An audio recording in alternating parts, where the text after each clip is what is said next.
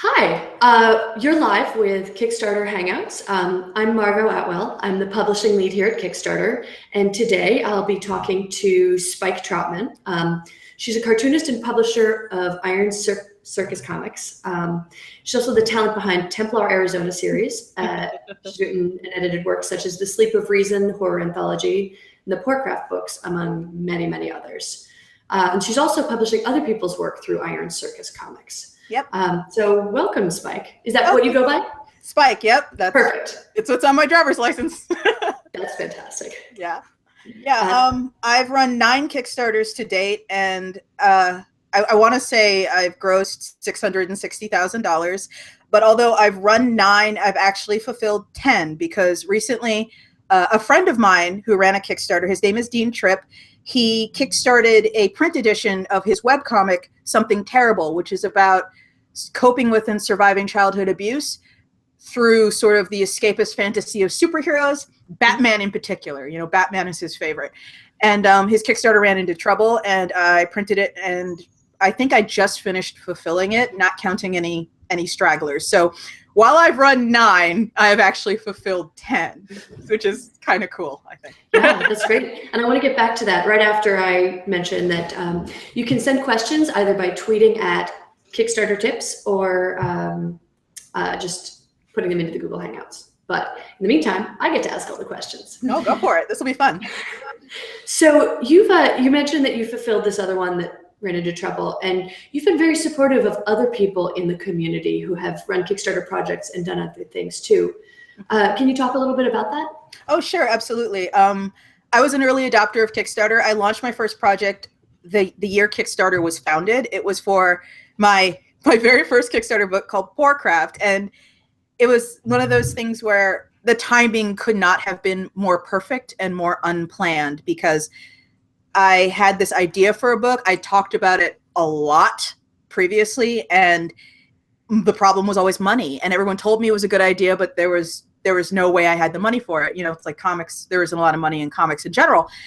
And I had a friend named Gordon McAlpin who told me about Kickstarter live on stage at a Comic-Con, and I went home and looked it up, and I'm like, oh my God, this is totally perfect. And I had a lot of faith in the platform because what Kickstarter was doing was sort of formalizing and making transparent what cartoonists had already been doing for like maybe 10 years, definitely 5 years, which was taking pre-orders for books that didn't exist yet, but they're kind of taking their lives in their hands while they did it because they were using PayPal. And if you look through PayPal's EULA and EULA, it has a very specific time period between when a payment can be taken and when a product can be delivered. And if you exceed that time period, someone can make a complaint and have your PayPal shut down. And for a lot of cartoonists, their PayPal account that's where the rent money comes from. So no one wanted to risk that. And I launched Poorcraft, and it did amazing. And I became very evangelical after that. I was like, guys, this is the answer. Like, this is exactly what comics needs right now. And there was some resistance, but frankly, not a lot because, like I said, most people who were in comics then, they kind of understood this was already happening. It's just now here's a way where there's a permanent record for it. It's public. Before then, you had to trust I was telling you the truth when I said, oh, I have made this much, but I need this much. Like now, here it is. I need 12,000 and I've made 8,000 and this is how much more I need. And, you know, it updates in real time. So if anything, people were more comfortable using Kickstarter than doing it the old way. And it was great. I mean, all you have to do now is look at the comics section of Kickstarter, and like comics are very cheap to produce. And as a result, a lot of comics are getting funded that way. And I wish I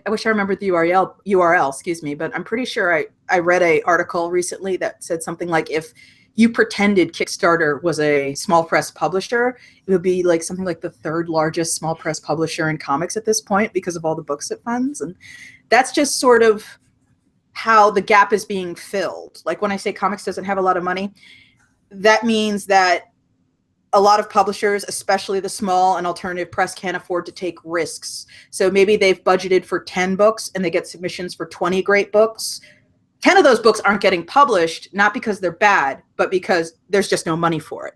And back in the day, those 10 books just kind of had to shrug and do whatever. And nowadays, what they do is they go on Kickstarter, they kickstart the book, and you see them doing the convention circuit, the year after. And that's awesome. It's been a really like a huge shot in the arm for comics. Yeah, we're so excited to see that and how much the comics community has embraced Kickstarter. So scrolling even further back, can you tell us about how you got into comics? Yeah, sure. How you put your books together or put together your first one? Oh, geez. I was a kid, like 9, 10, 11, 12, during, in my opinion, what was like the golden age, the last golden age of newspaper comics.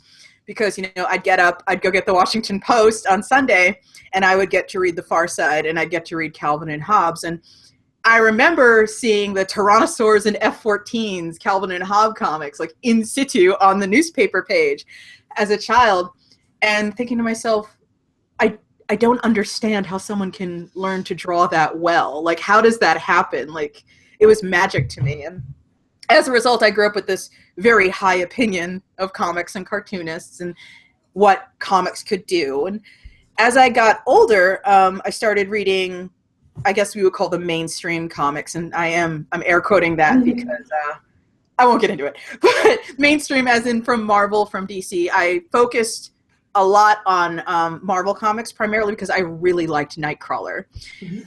At the same time, though, I understood on some level, like these weren't the kind of comics I wanted to make. They were just the comics I was reading right now. And I kind of got introduced to the alternative scene by a friend of mine, and this is going to date me horribly, but a friend of mine who at the time was really, really, really into Neil Gaiman's The Endless, particularly Death.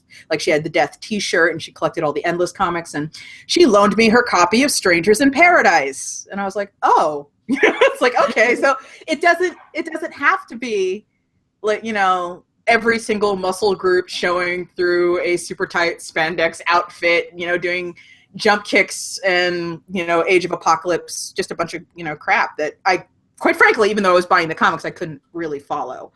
So I got into the alternative scene, and I began reading stuff like Fun with Milk and Cheese. Evan Dorkin is still one of my favorite cartoonists. Strangers in Paradise, like I mentioned, really, really small books people probably haven't heard of, like 40 Winks, and He is Just a Rat, and The Max, which eventually became a cartoon on MTV, which was like very thrilling. But yeah, I mean, the alternative scene, it used to be much, much smaller, and you could almost kind of hear the life being choked out of it, if I could be a little dramatic, but it still had so much vibrancy and so much creativity and so much that I felt was more for me than anything the mainstream had. And I knew this is something I wanted to do. I didn't know how I was going to make it work. I didn't know who was going to publish me. I didn't know where I was going to get the money. But thank goodness I was so stupid and so sort of optimistic. It was like the optimism and stupidity of youth really shielded me. And I was like, well, I'll just do it and something will work out. And it just so happened when I started really trying to, put my nose to the grindstone, that's when webcomics were coming up. And people were like, well, why go to a publisher? Just put it on the internet. And I was like, okay, yeah, let's do that. So I tried that. And, that's where I found sort of the first sort of stirrings of what would later become my audience. And it just sort of evolved from there. I started making print books when people asked me, hey, when's Templar, Arizona, which was my main webcomic, when's that going to be in print? And I'm like, oh, I guess I should do that. And, you print your first book and you go to conventions and you sell the books and you get delighted when you actually make a profit for the first time. And you do that for 10 years. And if you're lucky, at the end of 10 years, people give a crap about you, which is kind of where I am right now. Yeah. So you were talking about the mainstream comics that you were reading and how they didn't have as much for you. What have you brought to comics, and what are you proud to have in the comics you write and publish? The comics I publish right now are kind of, I don't like consciously keep this at the front of my mind as like this. These are the check box, the boxes you have to get checks in before I'll publish you. But they're the kind of comics I definitely wish had been around when I was, 12, 13, 14. The comic that would make me, walk down the bookstore aisle and then stop and then back up, which is why I was so happy to publish a comic by a friend of mine, Sophie Campbell. She has a comic called Shadow Eyes, and it recently came out. It's the first volume. It's a bruiser. It's like a phone book because Sophie is just like the wind. She draws so fast. But it's about a girl named Scout who is kind of frail, kind of small for her age, has asthma, has sort of chronic illness that's just sort of a general all-over malaise that is hard to pinpoint. But she really wants to do right in the world. She wants to be a masked vigilante. And, of course, the first time she tries it, somebody hits her in the head with a brick. So, that goes well. But over the course of the story, she actually mysteriously, inexplicably, gains the ability to change her form into like this blue superpowered creature, and she uses this to sort of fulfill her dreams, to fight crime, and she does it under cover of night, a la Spider-Man, and then comes home and transforms back into a human girl and hopes no one notices. But eventually she starts having a hard time transforming back into a human girl, and then one day she just can't, and so she kind of has to deal with being this blue thing that, isn't fit to be seen in society. And what I love about it, quite frankly, is the protagonist is brown and her friends are brown, and it's not a thing, if that makes sense. It's not like someone trying to make their big important statement about brown people. It's not about the brown person being a stand-in for a race or a cipher for someone's opinions. She just gets to be a brown girl and like have a life and screw up and make bad choices, like kiss her best friend's boyfriend, which isn't very intelligent, but it's definitely things teenagers do. She doesn't have to be a paragon. She doesn't have to be a symbol. She can just be a character. And it's super important to me that marginalized people in comics get to just be characters. They get to do stuff wrong and make mistakes and, fall flat on their faces and lose friends. And that's what Shadow Eyes gets to do. And I was so happy when Sophie let me publish it. So. It sounds fantastic. I'll have to check it out. So can you share some of the lessons you've learned from doing your many, many Kickstarter projects? Oh, God. Okay. Everyone here who has had a handy person in the family, like a person that has like the tool shed out back, has probably heard measure twice, cut once. Mm-hmm. If there's a Kickstarter version of that, the Kickstarter version of that is do all of the pricing out before you decide on the goal amount, and make absolutely sure that there's some kind of cushion. A lot of my knowledge in the fulfillment aspect and the pricing out aspect is very specialized because I sell books, and there are tips and tricks you figure out. And one of them is like, you ship things media mail because it's cheapest, and you print in this country because it's cheaper, and you print in this country if it's in color because it's even cheaper. But that means it'll take 2 months to get there because it has to literally get on a slow boat from China. And don't do it during the holidays because there's a time in both France and China, actually, where kind of the whole country takes a month off and nothing gets done, which is like China, it's February. Which is like amazing to American eyes, but like that's how they do it. So you have to be careful when you're planning that, and don't tell people they're going to get their books in September, and because in France, no one's in their office in August, things like that. And when you print a book, you take the cost of the book and you triple it, and that's the cover price. And make sure to add shipping. If you're going to have like free shipping, make sure it's not international free shipping, because that'll gut you like a fish. You don't think it can, but it will. On one of my projects, shipping eventually, I had about 5,900 backers, I think, and shipping, just shipping, not printing, just shipping was $40,000. And to this day, people just like don't believe me. It's like, no, that's what it costs to ship 5,000 books around the globe, $40,000. So make sure you get those measurements right. Measure twice, cut once.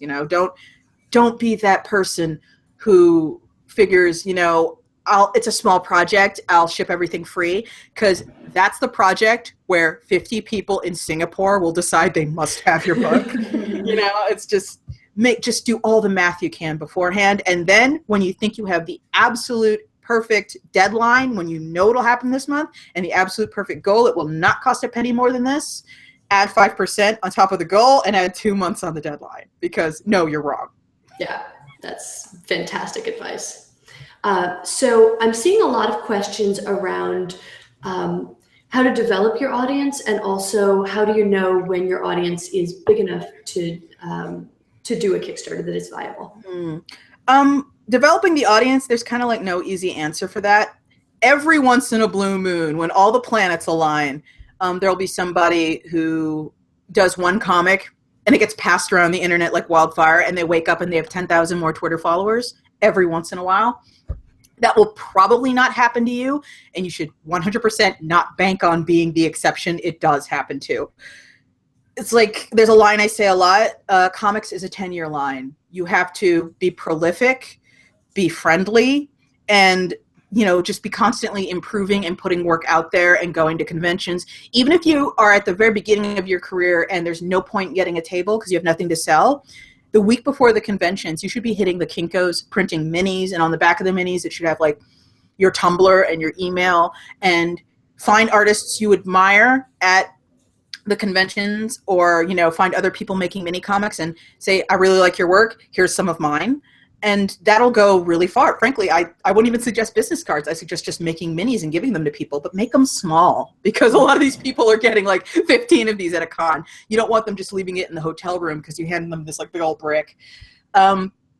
Being prolific is important too. I think I mentioned that. Just if you can establish a schedule, that'll work in your favor. And if you can just upload something every 2 or 3 days, that'll also work in your favor.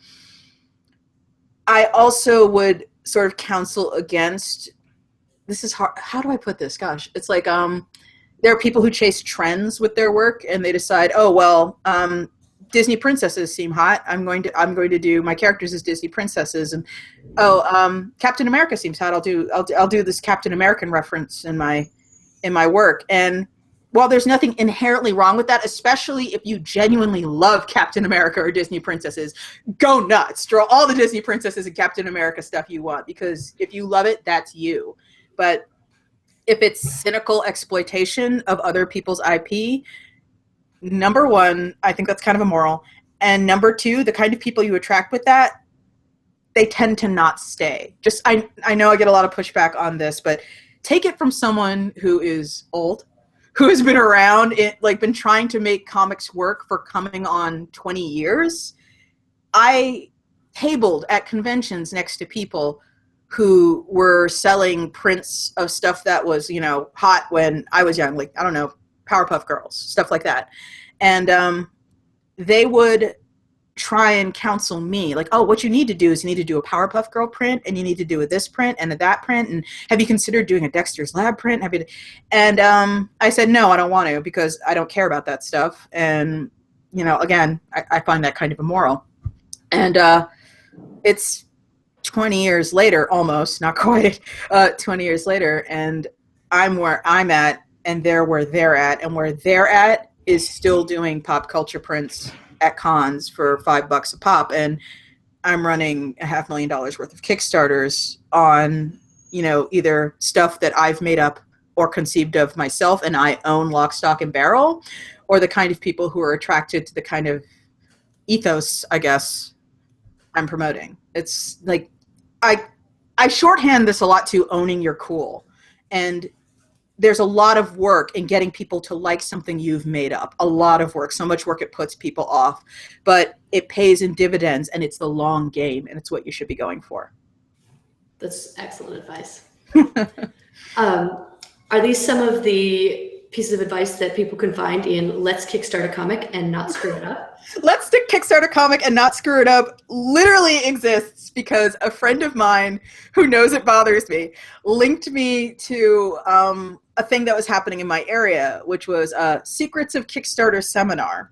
And it was $750 for a weekend. And it was being promoted as, we will teach you how to win at Kickstarter for $750. And I remember looking at that, I'm like, that's completely insane. It's like, there's one of the things I think people mess up a lot is they look for cheat codes in life.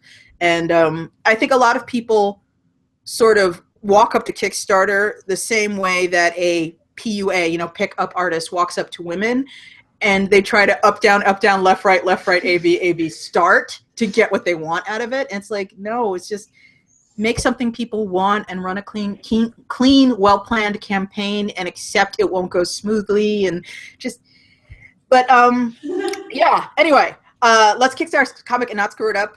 I will totally cop to this, mea culpa. It's a couple years old, so there's some stuff in there that needs updating. Like, for example, Kickstarter now lets you, back when this was made, this wasn't the case, but Kickstarter now lets you add shipping and handling to backer rewards. So I need to go in there and sort of asterisk that. But it has some good basic knowledge along like how to price out your campaign, how to do promo, which I think is not to crap on you too much, comics, but I think a lot of you are kind of studiously avoiding self-promo sometimes. But how to do promo, how to talk about your project in a way that doesn't annoy people, how to get the attention of media. It's got things that I think a lot of people don't consider before they launch their project. And, you know, it's $5. It's a caramel frappuccino, you know. The worst thing that'll happen is you'll learn something. So go for it. Great. So you've done all these projects. Which rewards did people tend to find most enticing? Can you tell us what, in your opinion, makes a great Kickstarter reward and what is a terrible idea for one? Again, I'm going to preface this with all I've ever run are comic campaigns. So, you know, this is very specialized. This is insectoid levels of specialized, but people want a book. 9 times out of 10, they just want a book. That's all they want. I see a lot of campaigns with add-ons that are like stickers and prints, and I'll do this, I'll do that, I'll do commissions. Be very, very careful about making extra work for yourself, especially if it's stuff where you will have to sit down, spend 5 hours on one, and then move it aside, spend 5 hours on something else, move it aside, like commissions, because that takes away from the time that you need to fulfill the rest of the Kickstarter, and you will feel that, like the pressure while you're doing that. It's palpable. You'll feel it, and in my opinion, stretch goals, there are a lot of people who are very anti-stretch goal. I am not. I just think that the best stretch goal a person can do, especially if it's like their first Kickstarter and maybe it like way exceeds their expectations, do something that rewards everyone. Like if you say, I want to print a book, your goal is $5,000. You make $5,000 in the first 2 days. You're like, oh my God. That is when the urge will come up to say thank you by including a lot of little tchotchkes that people don't necessarily want. No, if you go to like $10,000 instead of $5,000, say, thank you so much, everyone. Now everyone's book has gold foil. Thank you so much, everyone. Now everyone's book has an Obi wrap. Thank you so much, everyone. Now everyone's book has, you know, an embossed cover. And that way, everyone who backs it gets a cool little bonus for backing it. The book itself is better, and that's something that, you know, you'll be taking that around to cons and selling that online and putting that on Amazon for years to come. A book run will last you years, and it'll be a better book for years. And you maybe need to do an hour more work, you know, in Illustrator or InDesign to get what you need so that the printing house can add that gold foil or gloss or embossing or whatever it is you choose, and everyone's satisfied. You take care of 1,000 backers. You say thank you to 1,000 backers with 1 more hour of work. That's great. So there's a bunch of questions coming in from Google Hangouts. I'm going to ask them, and maybe we can keep the answers a little short so we can get to it. Oh, sure. Sorry. Yeah, no, this is great. But so one creator asked, they've been doing a ton of self-promotion that's free, but is it worth starting to pay for ads to get more attention towards their work? I think that will depend on the kind of campaign you're running and the kind of ad you're running. I think a lot of people kind of take a shotgun approach. For example, not to slander Google while I'm on a Google Hangout, but I don't think you should go and get like Google ads or whatever. I think that's definitely the shotgun approach. I think that has a low ping. You know what I mean? I think a lot of people won't click that. If you go to, for example, Project Wonderful, and let's say you're doing a comic about space robots, and you look up space robot comics and maybe buy some ad space on there, something as targeted as possible is pretty good. When I did a sci-fi anthology, I sent a free story to Ionide, and that wasn't something I paid for, but it got me $5,000 in backers because it was a sci-fi website promoting a sci-fi project. So, you know, if you can do it really, really targeted, it's worth experimenting with. Great, thanks. So we have someone who is interested in doing print-on-demand comics in color, but they don't have enough for the $1,000 minimum level of printing. Do you have any suggestions for which printers to use? I have never done full color print on demand. I know there are ones out there that will do them for extremely low runs. Maybe Lulu, maybe Print Ninja. There are definitely ones that'll do them 50 or 60 at a time. Yeah, I've also seen Ingram Spark does color for print on demand. Yeah, there you go. Cool. Is there any advice you see being given to creators that is not reliable? Not reliable. Geez. Gosh, I don't know. Honestly, most of the advice I see is pretty positive. Every once in a while, I see someone say something along the lines of, if you triple the cost of, if you triple the cost amount of the book to do the cover price, that should cover shipping. And yeah, I guess technically it'll cover media mail shipping, but charge shipping. Just like, please charge shipping. I could go on for 10 minutes about how bad an idea it is to not charge shipping on your books. Figure it out. Go to your bookshelf. You know how big your book is going to be. Find a similar book on your bookshelf. Weigh it on like a food scale or something and see how much it weighs. Go to the USPS website. See how much it'll cost to media mail that amount and tack it on. There's no excuse not to. Gotcha. So let's see. This is a longer question. I'm using Kickstarter to fund my comic, launching the 3rd campaign next week. Each volume is 52 pages total of comic plus some extras. Is that an okay length, or would it be smarter to fund bigger volumes? At the moment, they're doing 2 a year. Honestly, I'm not sure length is an important sort of rubric to sit there and determine, is this a Kickstarter worth doing? What determines whether it's worth doing isn't length. It's a combination of sort of demand and what the market's willing to pay for your book. If your 50-page books are selling and people love them, make more. There is a lot that comes along with doing big fat books. Like, for example, excuse me, is this one of my, yes, okay, hi. Okay, that.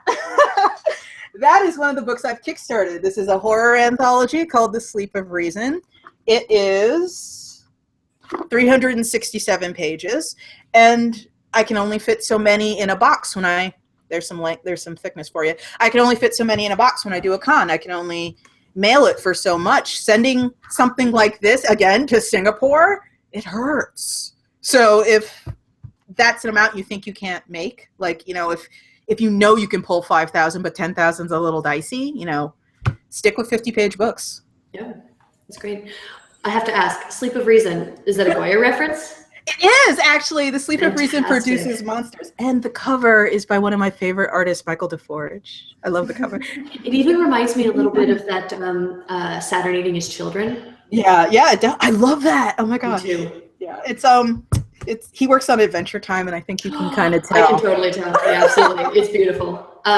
So actually, the question I asked before about printers, they were actually about at-home printers. Do you have any advice about buying a printer? Yeah.